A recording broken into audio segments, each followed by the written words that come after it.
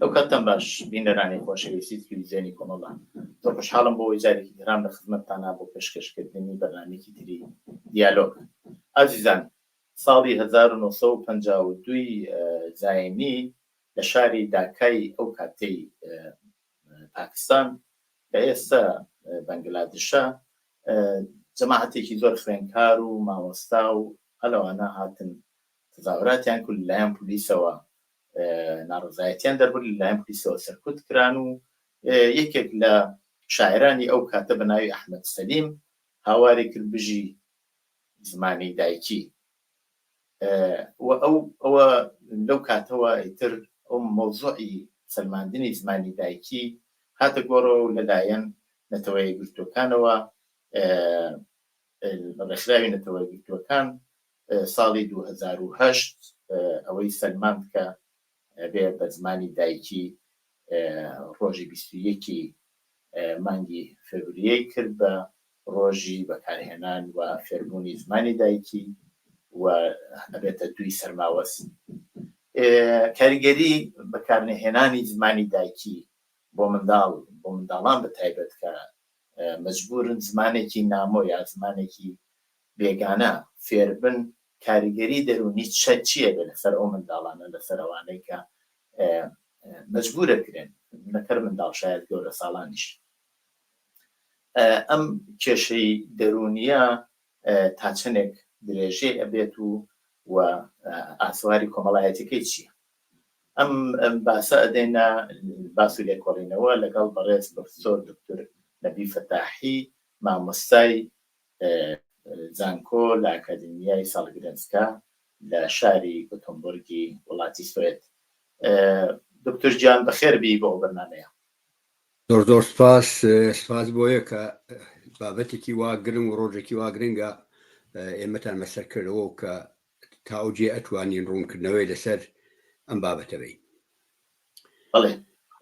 هەروەک ئاماژەم پێ کرد ئێستەیش لە زۆر وڵاتی دنیا زمانی دایکی نەسەلمێنراوە و هێشتا زمانێکی ڕەسمی کە لەلایەن دەوڵەتەکانەوە داسەپێنراوە بەسەر ئەو نەتەوە ژێردەستانە، مەجبورنەوانە ئەو زمانە سەرەکیە یا ئەو زمانە ڕەسمیە بسەلمێنن. کوردستان یەکێک لەو بەشانە لە دنیاە کە جا لە بەشی باشوور کە تا ئەندازەیەک توانیانە زمانی دایکی بەکاربێن و لە مەکتەب و لە بگرە لە پلەکانی سەرتریشەوە ئەوە سەلمێنراوە، بەڵام لە بەقی شوێنەکانی تری کوردستان ئەو شتە هێشتا نەسەلمێنراوە. باسکردن لەسەر زمانی دایکی و زەرورەتەکەی تەبعاً باسی ئەوڕۆ ئێمە نییە، ئێوە بخۆتان لە باری دەرونیەوە مامۆستان و لە بابەتێشەوە کارتان کردووە. پێم خۆشە بزانم کە تەئسیراتی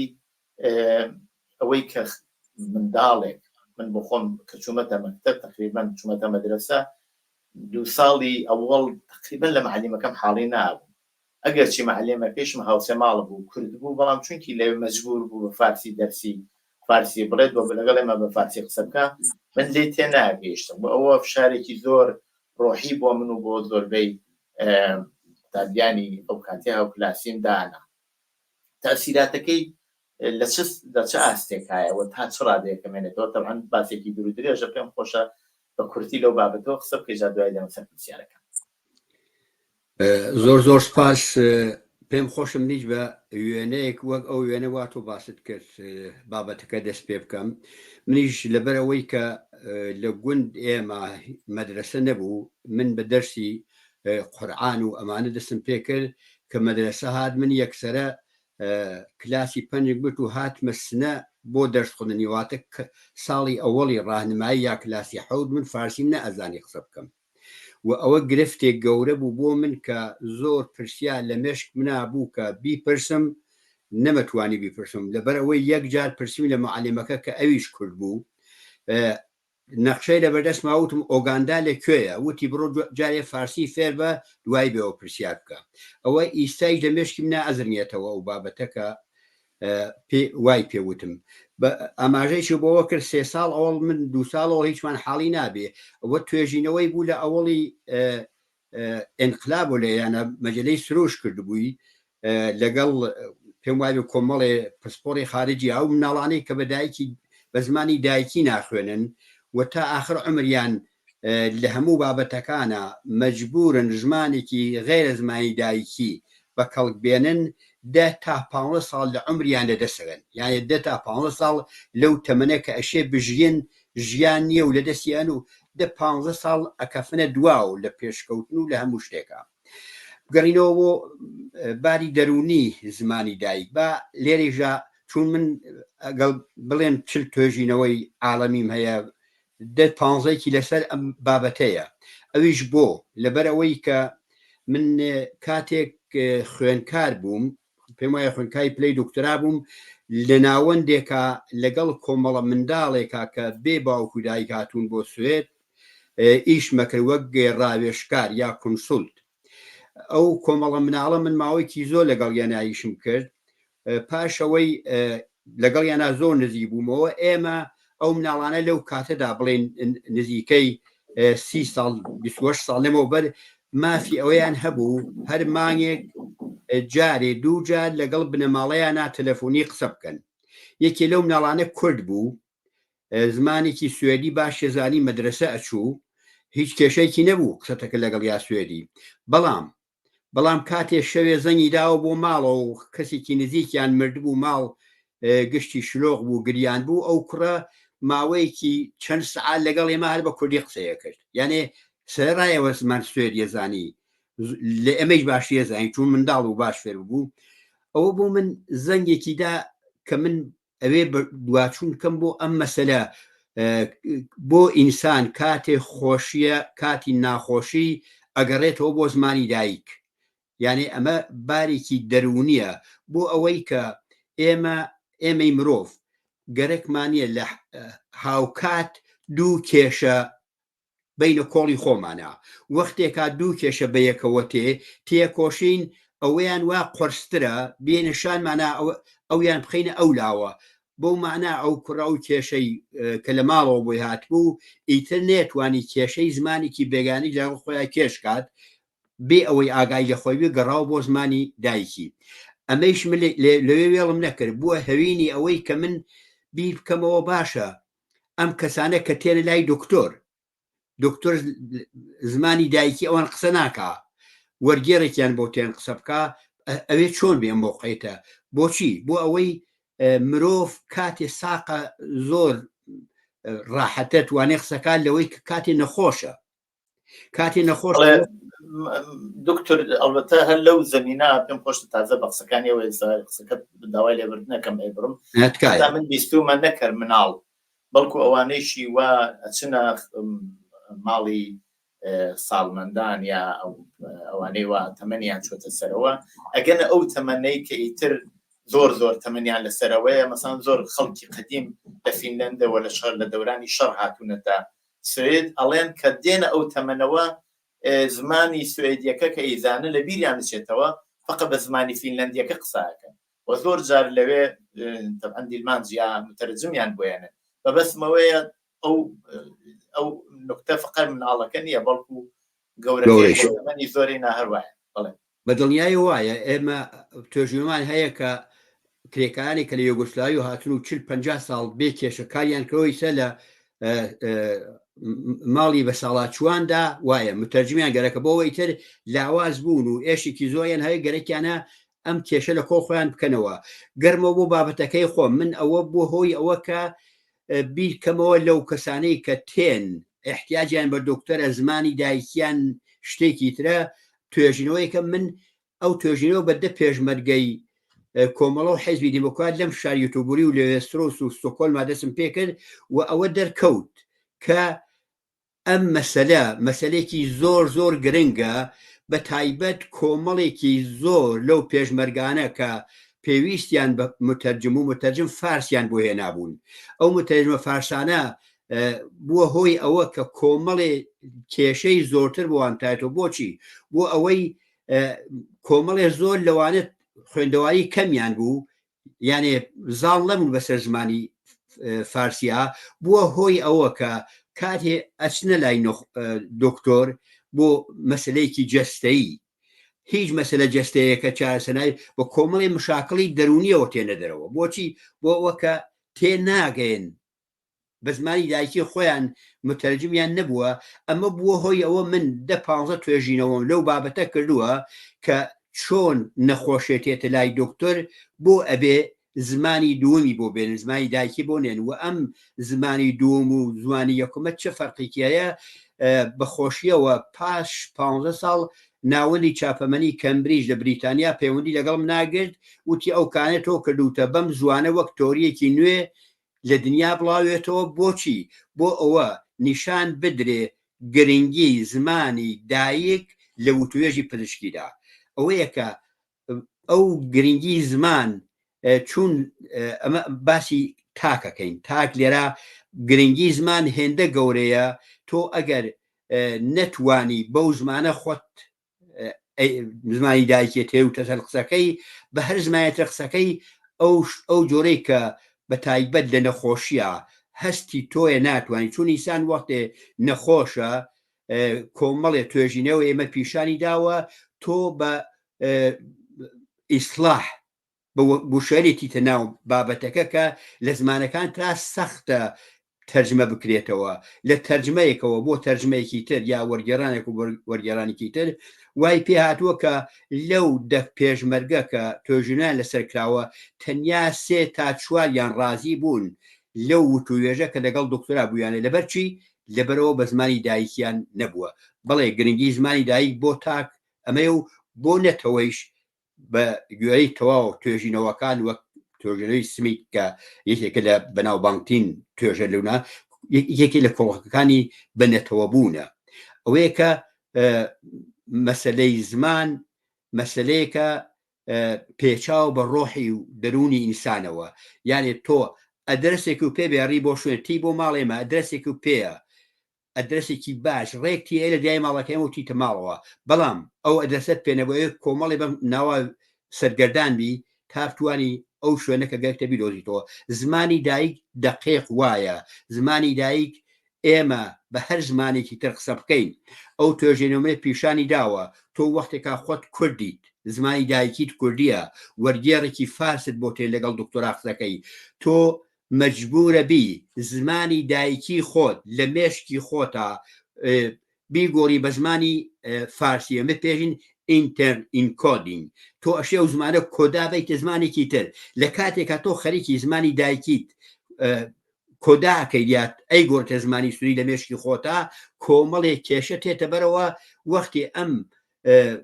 بابەتە ئەگەیتە لای دکتۆر ئەمە لێرا کۆمەڵی کێشە تێت کە من باش ناتانم وەرگێڕە فارسەکە تێبگەێنم وەرگێڕە فارسەکەی کۆمەڵی کێشەیە باش ناتوانێت دکتۆرە سوێدیەکە تێبگەنێ تماشاکەی دوو یانێ ئەگە تۆ بە زمانی دایکی خۆت وەرگێڕ بۆ بێرن تا زمانێکی تر کە ئەیزانی مشکڵەکە دوو بەرابەرەوێتەوە قەتعەن ئەمە بابەتێکی زۆر گرنگە و لە تەواو بواری ژیانی مرۆڤ کاردانەوەی دەرونیەیە بەپێی توێژینەوەیە کە کراوە لە ئێران زیاتر لە 50% منداڵان بە زمانی دایکی قسەکەن و زمانی فارسی زمانی دایکیان نییە پەروەردە لە ئێران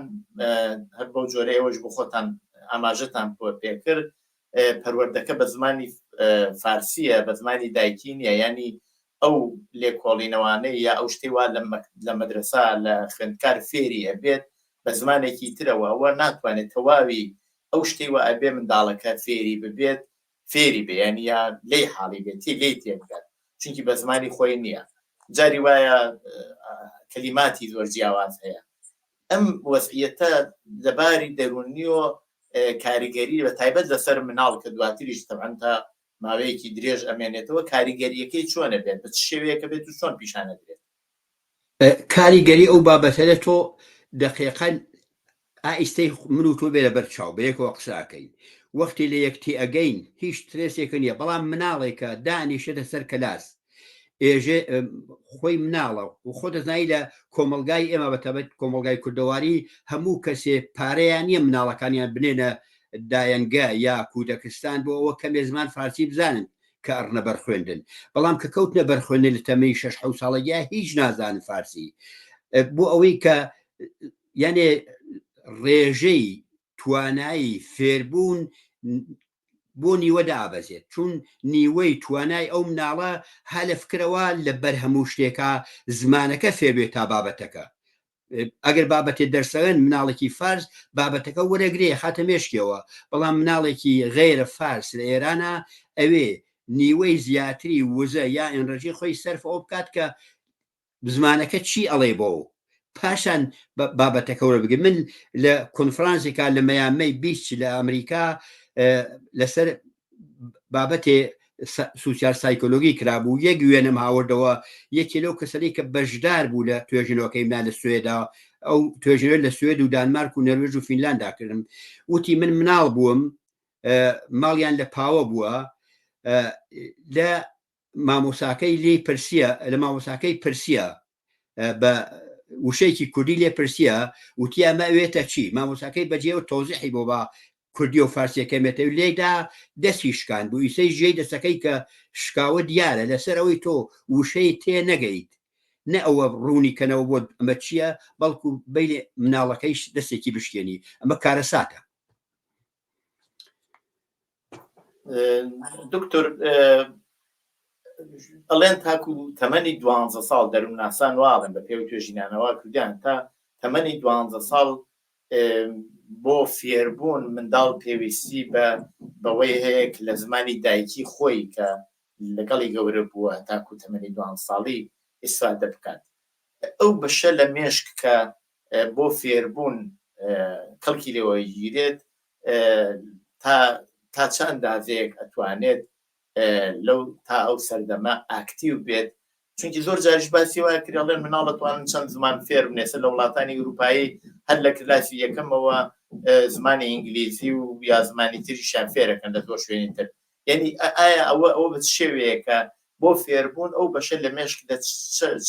نەکاوە چ فشارێکی بۆ دێت ئەگەرەکرێ لەم بابەتێشەوە بۆما باس بکەیت ئەگەر ئێمە بگەڕین لە پێشە باسی مێشک بکەین مێشکی مرۆڤ بە تەواو بەشەکانیەوە بە تایبەت بەشی کۆرتێکسی بەردەوام لە گەشەکردندایە قەتعەن مناڵ ئەتوانێت چەند جوان فێر ببێ لە تەمەنێکی خوارەوە نە 2 ساڵ و 3 ساڵە لە تەمەنی 5 ساڵەوە بۆ دووە بەڵام کەیفیەت ئەمانە زمانەکان وەک ئەوە نیە کە تۆ بێڵی مناڵێ بە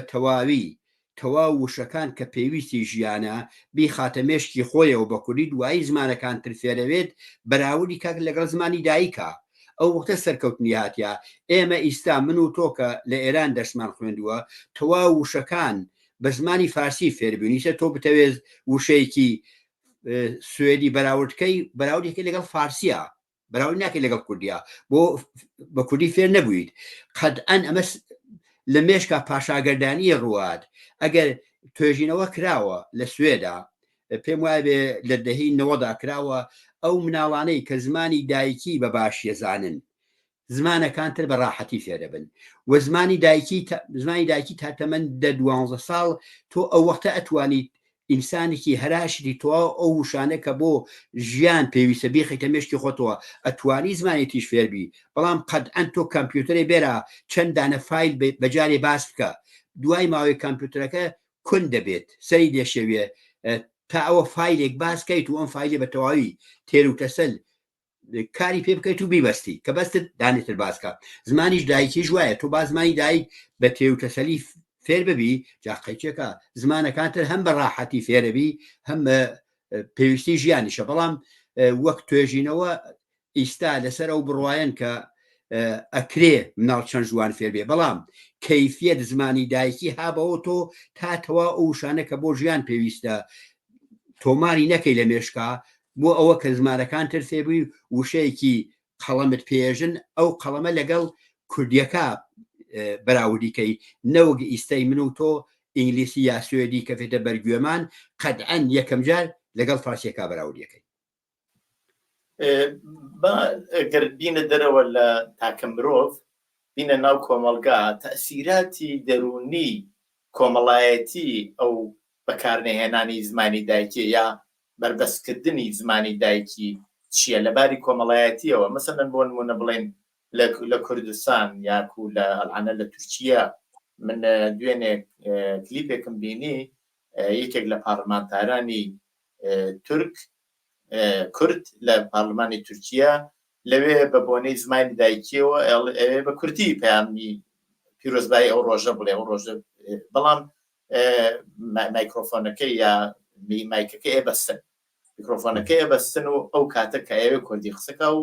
ڕئیسی دادگا تەزەکوری پێدات پێڵێ کە بۆت نییە بۆ زمانە قسەکەی زمانی ڕسمی ئێمە تورکیە و ئەروانە لەر حاڵە نەچینە سەر و بەحسە بەڵام مەبەست وەیە لەباری کۆمەڵایەتیەوە لەباری دەرونیەوە چ تاسیرێکی هەبێ ئەو ڕێگەگیری لە بەکارهێنانی زمانی دایکی بە بڕوای من ڕێگەگیری لە زمانی دایکی و دەمارگرژی لە نەتەوە جۆرا و جۆرەکان نەتەنیا هیچ قازانجێ بە بەرژەوەندی هیچ نەتەوەیەک و دەوڵەتی ناگەنێ بەڵکو بە پێچوانەوە ئەوێتە هۆی خراپبوونی وازەکە ئێمە ئەگەر تەواشا ئەو وڵاتانەکەی کە چەند نەتەوەین و زوان نەتەوەکان قەدەغەیە و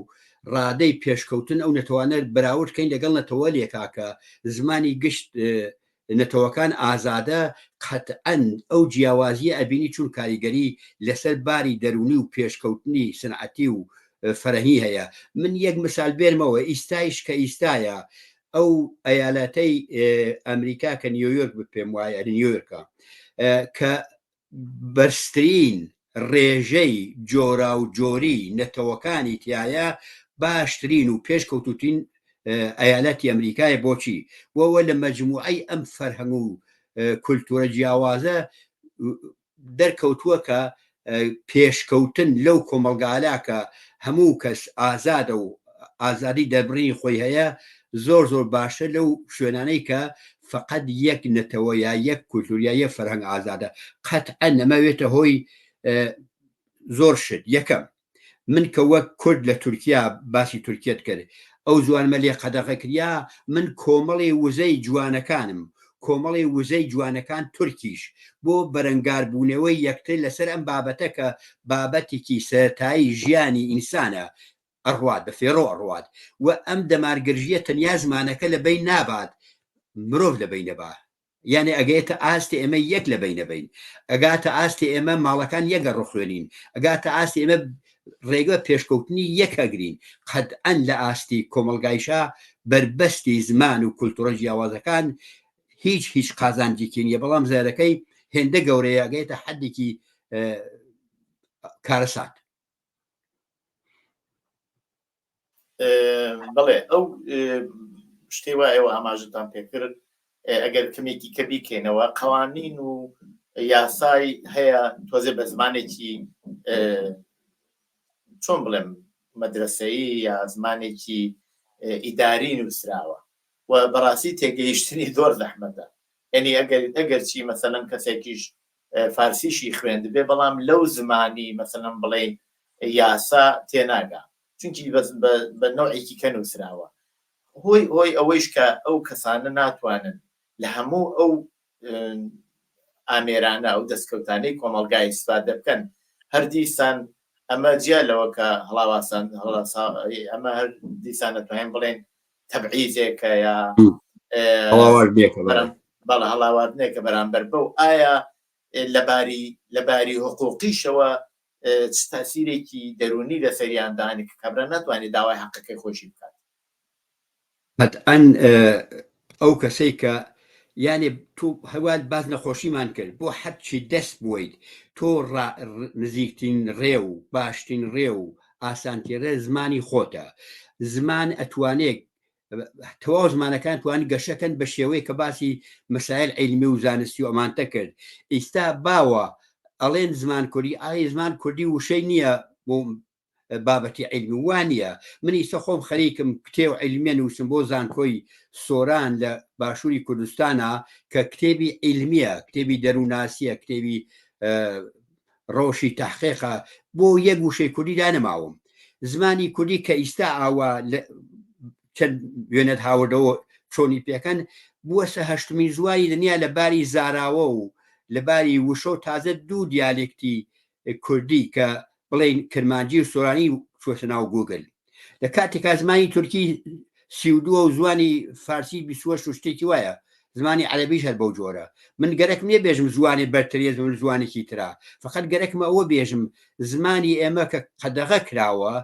زۆر بەربڵاوتر و وشەی پاراوتری هەیە بۆ بابەتی علمی بەڵام لە وڵاتێکا کە فرەنەتەوەیە وەک سویس چەند زوانی هاتیە هەموویان وەک یەک ئەخوێنن وەک یەک بابەتەکانە زانن بەڵام کۆمەڵێ وشەی هاوبەشی دنیای هەیە ئەوە شتێکە ئینتەرناشناڵەوە زوانی هەیە بەناو زوانی ئینگلیسی ئینسان توانێت لەوانە کەڵگوڵ بگرێت بەرام ئەوەی کە بەخاتەوە بابەتمە کەوێ باس کرد مەسەڵێژن لە وڵاتێکی فرێنێتەوەی وەک ئێرانە ئەگەر گەژنەتەوەکان زمانی خۆیان بێت چۆن ئەکرێت ئەمە زمانەکان وشەی علمیان نییە زمانەکان گەشەیان نەکردووە من لەسەر و بڕوایم زمانی هەموو زمانی ئەتوانی هیچ زمانی لە هیچ زمانێ بەرتر و باشتر نییە بەڵکو بازە زمانێ بواری بووە گەشە بکە بازە زمانی نانێشووە گەشە بکە من لەو بڕوایم کە زمانی کوردی لە باشووری کوردستانە گەشەی کردەوەی سەب بۆ هیچ شتێ ئێمەدا نامێنین وە زمانی تورکی و تورکی کە زمان خۆیان هەیە لە وڵاتێترا زمان بەلوچی زمانەکان تریش بێڵن گەشە بکە بۆ هیچ کام لەو وشە زانستیەرە وە ئەوێ چەمکی زانستی ببێ دا نامێنێ بەڵام قەتعەن وڵاتی گەرەکی ببەیەکەوە بژێت لە یەک تێبگات خۆشە زمانێکی هاوبەشی چییە بێ بەڵام نەبە هەر قیمەتێ نەبە قیمەتی لە بینبردنی زمانەکانی تر بەڵکو بەو قیمەتە من ئازادانە بمەوێت زمانی برادرانی بەلوچ تورک فارس فێر ببم و زۆر خۆشە لە یەک تێ بگەین بەڵام ئیستاوان نییە ئیستا بە قیمەتی زمانەکانت پراوێز خراوە بڵێ زۆر جار باسی وایە کرێ ئەڵێمە هەڵاواردنی نەتەوەکان لە ڕێگەی زمانیشەوە زیاتر کاریگەری هەیە ینی بڵێن نتوانین بڵێن نەتەوەیەک بە زمان هەڵاواردنی نەتەوەی لەسەرەکرێت و بەربەست لەسەر ڕێگەیدا دەردێتوانە ئایا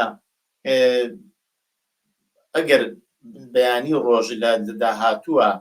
ئەم ڕەوتە بگۆڕدرێت و ئازادیە بدرێت و مەیدان بدرێت بەوەی کە نەتەوەکان بتوانن بە زمانی دایکی ئەڵبەتە بە لێرەش شتێکیش بڵێن نەویشەوەیە کە زمانی ماڵەوەیش پێڵن نەکەن زمانی دایکی چونکی زۆر کەسەیە زمانی ماڵەوەی هەیە ئەگەر خۆیان دوودانە زمانن بەڵام لە ماڵەوە لە زمانی ئێستاداکەن نمونەی خۆم من خۆم لە ماڵەوە ئەمە زمانی ماڵەوەمان هەیە چونکی ئێمە دوو زمانی جیاوازمان هەیە هەمومان پێکەوە یەک زمانی سادەکەن بەڵام بڵێن زمانی ماڵەوە یا زمانی دایکی ئازاد ببێت و خەڵک بتوانن کەڵکی لێوەربگرن چنێک کە توانێت ئەوە لەسەر پێشکەوتنی لەباری دەرونیەوە لەسەر پێشکەوتن و دەستپێیاکردن بۆ بە علم و زانست لە داهاتووە تاسیری ببێت بە بڕوای من ئەمە زۆرتر ئەگەڕێتەوە بۆ کۆمەلگا تا بۆ زمان یعنی لە کۆمەلگا چەندێ بوار تۆ لە کام زەمینە بواری هەیە بۆ پێشکەوتن ئەگەر کۆمەلگاکە کۆمەلگەی خۆت بێت یعنی زمانی خۆت بێ جیاوازی هەیە لەگەڵ ئەویش لە بین نەبین لە زۆربەی شوێنی دنیادا زمانیان کرێسە کەرەسەیەک بۆ ژیان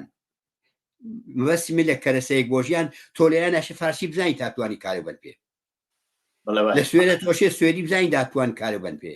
ئەمە مەسەڵ لەبەر شتێکی وان نەبووە بەڵام ئیستا زمان لەگەڵ ئەوەدات وەک تۆ ئاماژەت پێکرد زمانی ماڵ هەیە زمانی دەرەوەشەیە و زمانی ماڵ ئێوە لەوانەیە زمانێکی خۆتان بێ خۆتان چەند نەفەر تێ بگەن بەڵام زوانی دەرەوە زمانی سوێدیە ئەگەر ئێمە وا تەواشای مەسەلەکە بکەین ئێمە های لە شوێنێکە زمانێکمان پێویستە بۆ کاری پێ بکەین یانێ دنیای جامعەی سنعەتی تێکەڵاوبوونی خەڵکەکان